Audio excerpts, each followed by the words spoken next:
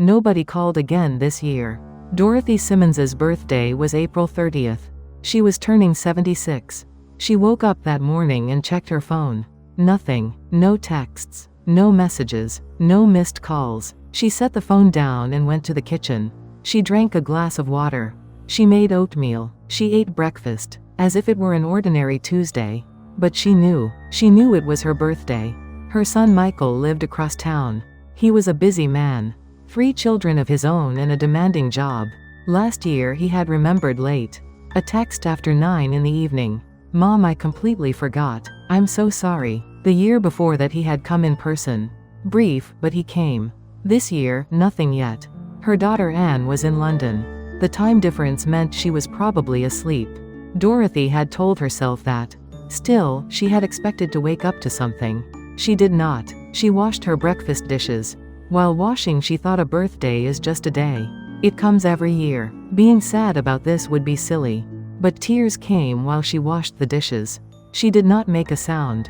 The tears just came. When her husband Harold was alive, he never forgot her birthday. Not once in 38 years of marriage. He brought a cake. Nothing extravagant. Just a small cake. And he said, "Happy birthday, Dorothy." She wanted to hear that voice again. Harold had been gone 7 years. In those 7 years her birthdays had gotten quieter. The first year or two the children called and sometimes came. But as the years passed, the contact thinned. Last year a late text from Michael. And this year, so far, nothing.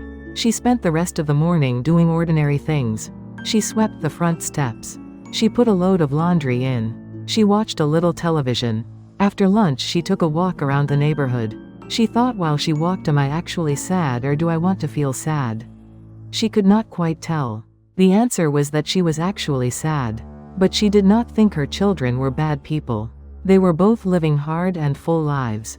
Michael was keeping 3 children afloat and working long hours. Anne had built a life across an ocean. They had simply let one day slip.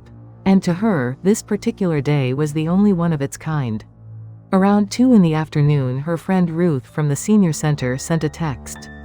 "Dorothy, is today your birthday? Come over. I made soup. Let's eat together." Dorothy held the phone for a long time after she read it. Ruth had remembered. Ruth had heard her mention it once in passing at the senior center, months ago. Dorothy herself had nearly forgotten she had said it. She wrote back, "Thank you, I'll come." She made a pot of soup to bring. It had been a long time since she had made birthday soup. She used to make it every year for Harold, his favorite. Then for the children when they were small. She had stopped making it for herself. It felt strange to do it alone. But Ruth had asked her to come. So she made it. The smell of the broth was good. Dorothy carried the pot to Ruth's apartment. Ruth opened the door. "You're here. Come in." Inside, the table was already set. There was a salad. There was a casserole dish.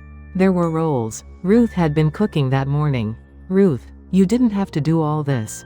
Just things I had. Sit down." It was not just things she had. Dorothy knew the difference. But she sat. Ruth ladled soup into 2 bowls and brought them to the table. "Happy birthday, Dorothy. 76? 76. You don't look a day over 62. Now I know you're lying." They laughed. They ate the soup. It was warm. Dorothy ate and thought her children had not called yet. And right now, in this moment, she did not feel the absence the way she had that morning. Ruth had remembered. They were eating soup together. That was something. After they finished eating, they sat with tea. Ruth said, "Can I ask you something directly?" "Yes." "Have the kids called?" Dorothy drank her tea for a moment. "Not yet." Ruth said nothing. "They're not bad kids. I want to be clear about that." "I know. They just forgot. It's still your birthday. They're busy." Ruth looked at her. "Dorothy, I want to tell you something." "What?" "My son didn't come home for Thanksgiving this year. Too busy. I ate alone and I cried at the table. No reason I could name. Just cried." Dorothy looked at her. "You too." "Me too. All the time." They sat with that for a moment. Then they both laughed. The kind of laugh that has some sadness in it. Ruth said, "Dorothy, can I tell you something else?" "Yes." "What we're doing right now. This soup. This afternoon. I think you're going to remember this birthday for a long time. Maybe more than the ones with a cake and a crowd." Dorothy thought about that. It might be true. The birthdays with her children present had been good. She did not want to pretend otherwise. But this afternoon, this small table, Ruth's cooking, the bowl of warm soup. This had a different kind of weight. Someone had remembered. Someone had cooked. Someone was here. That was a birthday too. Walking home, her phone rang. Michael. Mom. Happy birthday. I'm so sorry. It completely got away from me today. It's all right. Is it really? It really is. I want to come see you tomorrow if that's okay. You don't have to if it's too much. I want to see you. Dorothy held the phone tightly. Not the cake he might bring. Not whatever gift. Just those words. I want to see you. At home, she sat down in front of Harold's photograph. Harold, it was my birthday today. Ruth made me dinner. Michael called. Harold was smiling in the photograph. You don't have to worry. I have people. The room was quiet. The quiet felt inhabited. Harold seemed to be there somehow. Loneliness was perhaps just love without someone to receive it. And the love was still there. She put a tangerine in front of his photograph. He had always liked tangerines. She peeled one for herself and ate it. Sweet. Spring was ending outside. She was still glad Wednesday was coming. The senior center had a bridge club on Wednesdays. And on the way there she could think of Harold. And of Ruth. And of the birthday that turned out not to be empty after all. The next day Michael came. He brought a small cake. 6 candles. He could not fit 76. Mom, I only brought 6. I figured you'd rather not count all the way to 76 anyway. Dorothy laughed. He lit the candles. Make a wish. She closed her eyes. She thought about what to wish for. Health.